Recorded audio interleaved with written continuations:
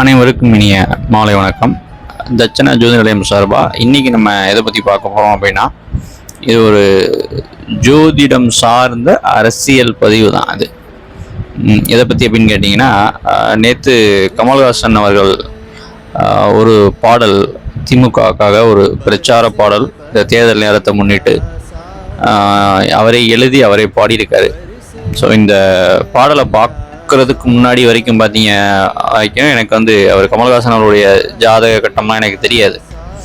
இந்த பாடலை நான் கேட்ட நிமிஷத்தில் என் மனசில் உதிச்சது ஒன்றே ஒன்று தான். இவருக்கு புதன் சனி காம்பினேஷன் இருக்கணும். இது இல்லாத பட்சத்தில் புதன் எப்படியாச்சு ஒரு வலுவிழந்த நிலையில், அதாவது என்ன சொல்கிறாங்க, ஒரு கெட்டு போய் இருக்கக்கூடிய தன்மையில இருக்கணும்.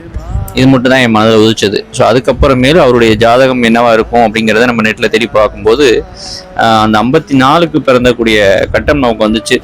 லக்னம் சரியாக உறுதிப்படுத்தப்படலை, அது நமக்கு தேவை கிடையாது. ஆனால் புதன் சனி இவருக்கு இருக்கணும்னு நினச்சேன். ஆனால் அதே நேரத்தில் பார்த்தீங்கன்னா அந்த 54 பிறந்த கட்டத்தில் புதன் சனி துலாமில் இருக்குது. இதை எதை வச்சு சொல்ல முடியுது அப்படின்னு கேட்டிங்கன்னா, கண்டிப்பாக அவருடைய திறமையை நம்ம இங்கே குறைச்சி மதிப்பிடலை. அறிவுங்கிறது கண்டிப்பாக இருக்குது. அவர் துறை சார்ந்ததில் அவர் வல்லவர், எல்லாமே ஓகே தான். அவருடைய எழுத்து திறமையாகட்டும், அவருடைய நடிப்பு திறமையாகட்டும், அனைத்தும் பாராட்டுக்குரியதே. ஆனால் அந்த அறிவை அடகு வைக்கிறதுன்னு சொல்லுவோம் பார்த்தீங்களா, அந்த அறிவை அடகு வைக்கிறதுங்கிற யாருக்கு வரும் அப்படின்னா, அந்த புதன் கெட்டு போகிற நிலையை தான் இந்த அறிவை அடகு வைக்கிறவங்க இந்த வேலையை பார்ப்பாங்க. அதாவது அவர் யாருக்கு எதிராக அவருடைய அரசியல் களத்தை முன்னிறுத்தினாரோ அவங்கக்கிட்டேயே போய் சரணடைகிறதுன்னு இருக்கு பார்த்தீங்களா, அந்த விதத்தில் நான் பார்க்குறேன் இதை.